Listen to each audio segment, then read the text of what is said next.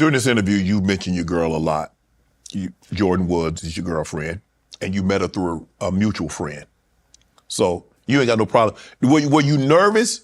Because, sometimes friends like, hey, check the cat. Man, I got Nah, we was friends for a minute. Okay, we was friends for a minute. Well, how did you make sure you didn't stay in the friend zone? Because, sometimes, that's my friend. Yep, that's my friend. I'm not gonna lie to you, honestly, we was really friends, and I was really cool doing my other thing and just having her as like the homie. Really? I was cool, and Nah, you was fooling her. You had a crush on her a long time, but you ain't wanted to know it. Nah.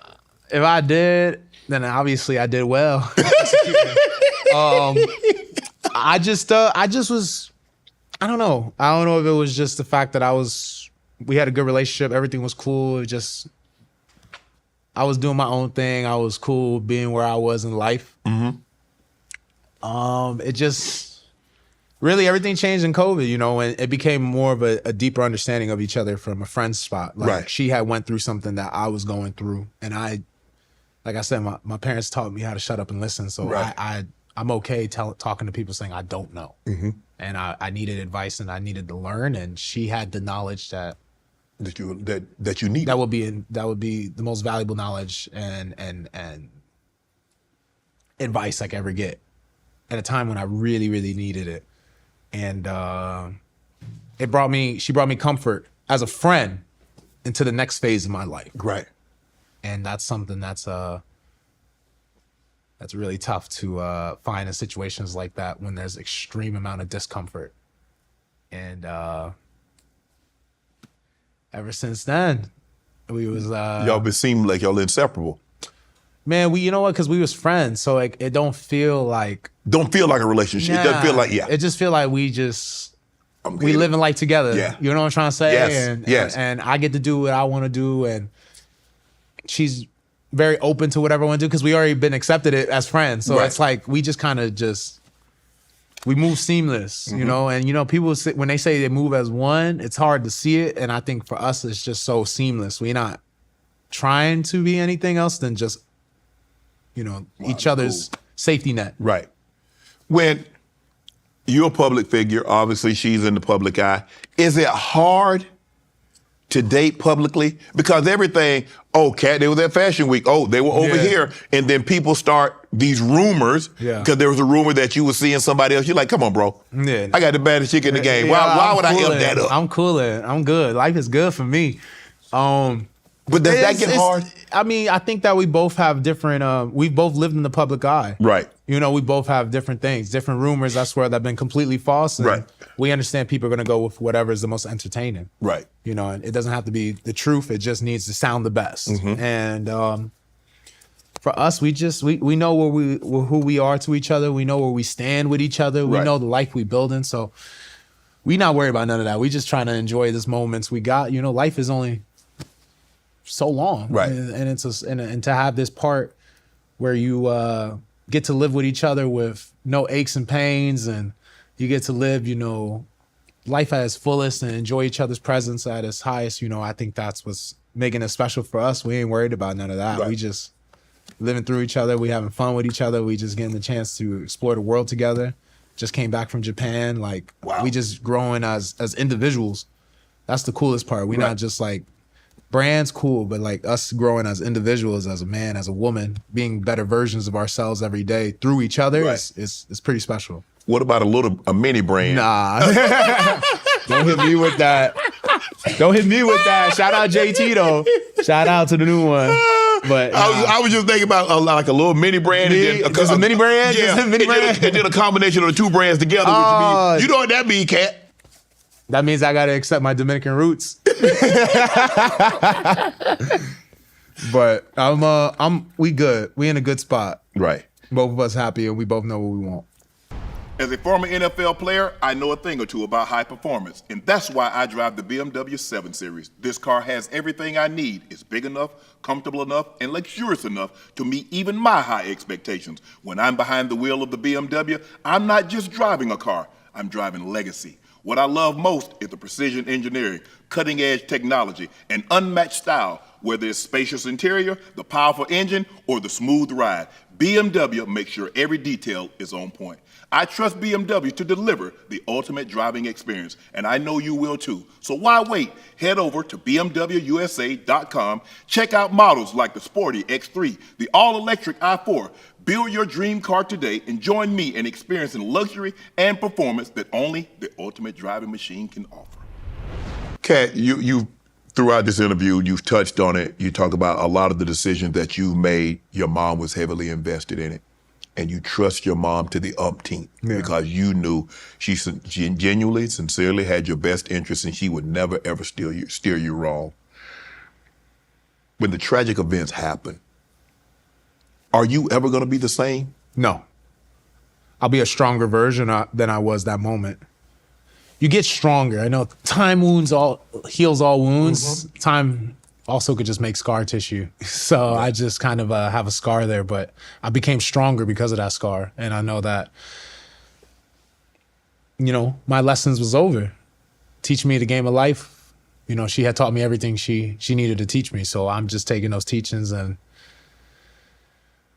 giving it to the youth, giving it to the next generation, taking that love she taught me, the word love. I never knew what the word love truly meant. And she taught me that every single day in such different fashions. And I understand and love that I'm gonna be hurt, and I'm willing to show my courage and show my strength by allowing myself to possibly be hurt by showing love to others. And I think that's a tremendous lesson she taught me, to not stop ever showing love just because I've been hurt once or twice or my love was not repaid. You continue to do that because it's the right thing to do. You continue to do that because that's who I am.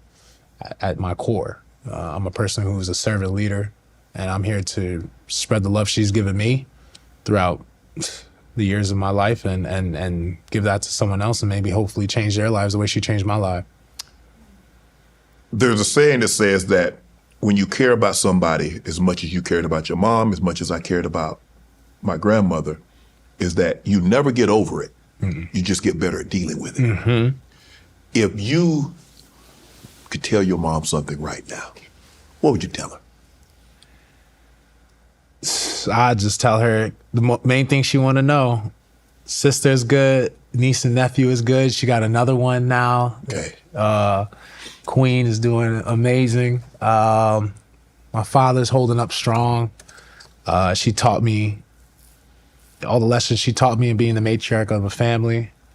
I've took those teachings, and I think I've done a pretty damn good job of keeping our family and the family she built together, and I had a strong point. And I think for me to her, I've never allowed the love she gave me to diminish because she wasn't here. Wow. And I continue to show that quality of love with an even better understanding and using a better, and I communicated better than I ever have because of her. Mm-hmm. So I would tell her that the love she's given me is not lost. It's brighter than ever. And I'm able to communicate it at a better level because of her. So her last lesson she gave me before she at her funeral was a lesson that I've learned, and I could tell her that I've heard the lesson clear as day, and I'm continuing to share it. You said that when your mom, I think this was in 2020 when pandemic, that's when Jordyn, your girlfriend, was there. Is that what built you bond? Because when you were at your lowest, she was at her strongest. Mm-hmm. And that's what you needed in that moment. I did. I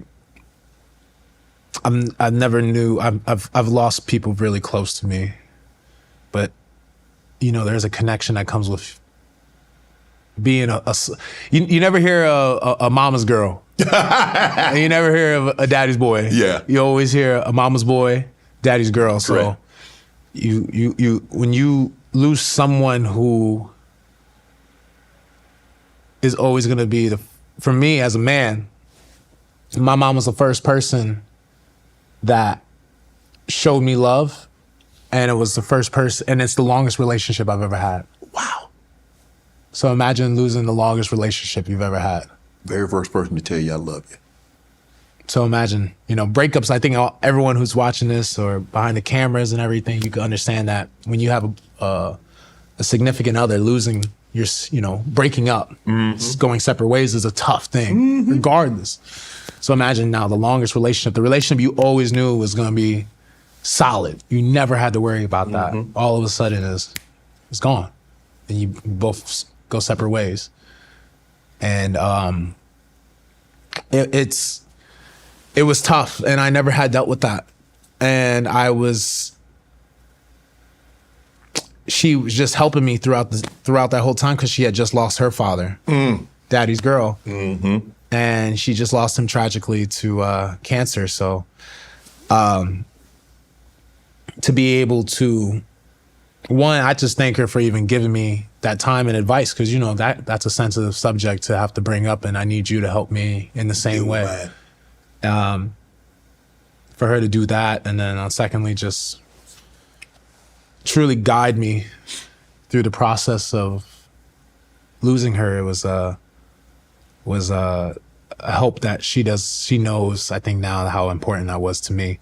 And I'll never forget, I was talking to her, and I remember talking to her on the last moments for her last moments. So she gave me a lot of strength and courage when I didn't know if I would have it. Right. And she did a lot for me, more than I could speak on. She did a lot for me when I needed her the most. And it was, I think for us, breadwinners, people who always fit the bill. Oh, don't take the car that I got. You know what I'm trying to say? For me to not have to even pay and pay for any of this advice. I didn't pay for this intellectual capital. I didn't pay for this counseling. For her to give it just so freely with love was something that reminded me of her, who I was visiting. So it kind of gave me that sense of like someone who my mom would really love. That's really what. Want to join Club Shay Shay? Become an official member by hitting that subscribe button, where you never know who's going to be joining us for drinks and conversation. Don't be late to the party, because we like to do something before two something.